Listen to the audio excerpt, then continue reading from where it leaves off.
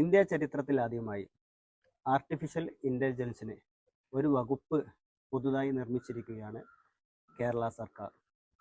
അതിൻ്റെ പശ്ചാത്തലത്തിൽ Shiraz boys അക്കാദമിയിലെ computer science +2 വിദ്യാർത്ഥിയും നിരവധി എക്സ്പോകളിലെ സാന്നിധ്യവുമായ മുഹമ്മദ് ഹിദാഷ് നമ്മോടൊപ്പം ചേരുകയാണ്. Hi, welcome. ഹിദാഷ്, നമ്മുടെ കേരള സർക്കാർ പുതിയ ആർട്ടിഫിഷ്യൽ ഇൻ്റലിജൻസ് വകുപ്പ് പുതുതായി കൊണ്ടുവന്നിരിക്കുകയാണ്.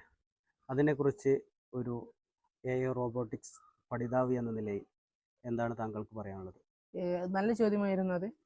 എനിക്ക് പറയാനുള്ളത്, കേരള സർക്കാരും AI വകുപ്പും വിദ്യാഭ്യാസ വകുപ്പും കൂടി ചേർന്നാൽ അത് വിദ്യാർത്ഥികൾക്ക് അത് വലിയൊരു വിദ്യാർത്ഥികളുടെ ഇടയിൽ അതൊരു വലിയൊരു മുതൽക്കൂട്ടായി മാറും.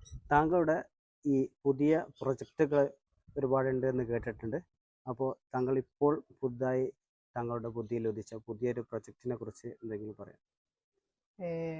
അതിൽ പറയാനുള്ളത്, ഞാനിപ്പോൾ ഉണ്ടാക്കിക്കൊണ്ടിരിക്കുകയാണ്. അത് ബോർവെൽ ചൈൽഡ് റെസ്ക്യൂ സിസ്റ്റമാണ് അതിനെ ഞാൻ പേരിട്ടിരിക്കുന്നത്.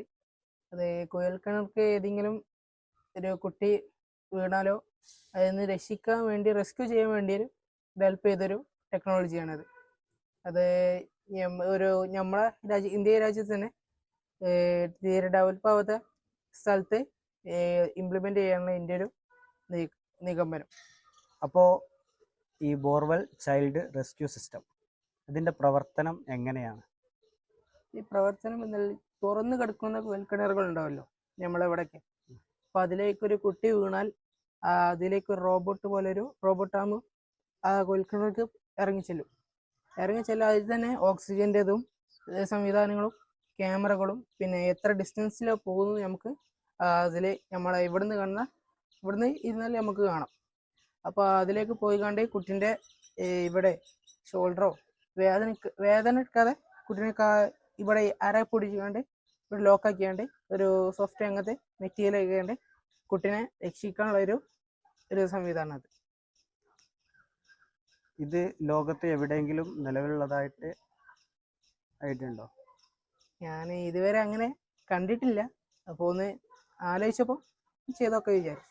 അതായത് ഇത് താങ്കളുടെ ഒരു ഐഡിയ ആണെന്ന് അർത്ഥം? അതെ. ഇതുപോലെ മറ്റ് ഏതെങ്കിലും ഐഡിയകൾ താങ്കളുടെ കൈവശമുണ്ടോ? ഒന്നും ഉണ്ടായിരുന്നു, അതിന് നടപ്പിലാവുന്ന അറിയില്ല. ഈ LPG ഗ്യാസ് ലീക്കേജ് ഡിറ്റക്ടറാണ്. അത് ആദ്യത്തേന് ഒന്ന് കണ്ടുപിടിച്ചിട്ടുണ്ട്. അതിന് കുറച്ചുകൂടി മാറ്റം വരുത്തിയാണ് ഞാൻ ചെയ്തിരിക്കുന്നത്. ഒരു ഗ്യാസ് ലീക്കേജ് ഉണ്ടായാൽ റെഗുലേറ്റർ ഓട്ടോമാറ്റിക് ഓഫ് ആകുകയും പിന്നെ അലാറം അടിക്കുകയും പിന്നെ വെന്റിലേഷൻ ഫാൻ ഓട്ടോമാറ്റിക് ഓൺ ആകുകയും മെസ്സേജ് എന്താവും ഫയർഫോഴ്സിന് സെൻഡ് ആവുകയും ചെയ്യും. അതാണ് അതിൻ്റെ പ്രശ്നം. ഇനി നടപ്പിലാവുന്ന അറിയില്ല ഗ്യാസിൻ്റെ ഈ പ്രശ്നം ഉണ്ടായിരുന്നു. അതായത് ഗ്യാസ് സുലഭമായി ലഭിക്കുന്ന സമയത്ത് നമ്മൾ അപകട സാധ്യത ഉണ്ടായാൽ ഈ ഡിറ്റക്ടർ അതിൽ ഘടിപ്പിച്ചു കഴിഞ്ഞാൽ, AI സിസ്റ്റം അതിൽ ഘടിപ്പിച്ചു കഴിഞ്ഞാൽ നമുക്ക് അപകടം താരതമ്യേന കുറക്കാമെന്നർത്ഥം. അതെ. താങ്കൾ വളരെ താല്പര്യത്തോടു കൂടി ഈ റോബോട്ടിക്സ് ആർട്ടിഫിഷ്യൽ ഇൻ്റലിജൻസ് മേഖലയിലേക്ക് കടന്നു വരാനുള്ള സാഹചര്യം, കാരണം ഒന്ന് വിശദീകരിക്കാമോ? ഇങ്ങനെ പറയുകയാണെങ്കിൽ, എനിക്ക് ചെറിയ പ്രായത്തിൽ തന്നെ അതിനോട് താല്പര്യം ഉണ്ടായിരുന്നു.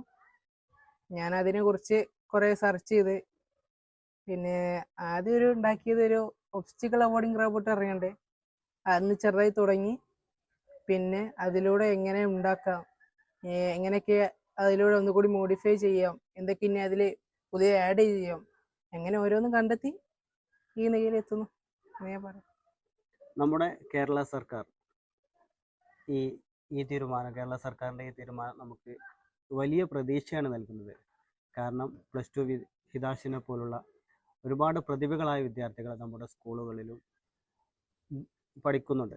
അവർക്കൊക്കെ ഇത് വിദ്യാഭ്യാസ വകുപ്പുമായിട്ട് ഈ AI ഡിപ്പാർട്ട്മെൻറ്റ്, വിദ്യാഭ്യാസ ഡിപ്പാർട്ട്മെൻറ്റും ഒരുമിച്ച് പ്രവർത്തിക്കുകയാണെങ്കിൽ നമ്മുടെ രാജ്യത്തിനും നമ്മുടെ നാടിനും ഈ AI മേഖലയിൽ, ഇതൊരു AI യുഗമാണല്ലോ ഇനിയുള്ള കാലം. അതുകൊണ്ട് ഈ യുഗത്തിൽ ഒരുപാട് കാര്യങ്ങൾ അവർക്ക് കണ്ടെത്താനും, നമ്മുടെ മനുഷ്യൻ്റെ ജീവന ഭീഷണിയാകുന്ന ഇപ്പോൾ ചൈൽഡ് റെസ്ക്യൂ സിസ്റ്റം പോലെ, ഗ്യാസ് ലീക്കേജ് സിസ്റ്റം പോലെ നമുക്ക് അപകട സാധ്യതകൾ കുറക്കാനും, അപകടങ്ങളെ മനുഷ്യന് ജീവന് സുരക്ഷ നൽകുന്ന ഒരുപാട് കാര്യങ്ങളും കണ്ടെത്താനും ഈ ഒരു തീരുമാനത്തിലൂടെ കേരള സർക്കാരിന് സാധിക്കട്ടെ എന്ന് ആശംസിക്കുന്നു.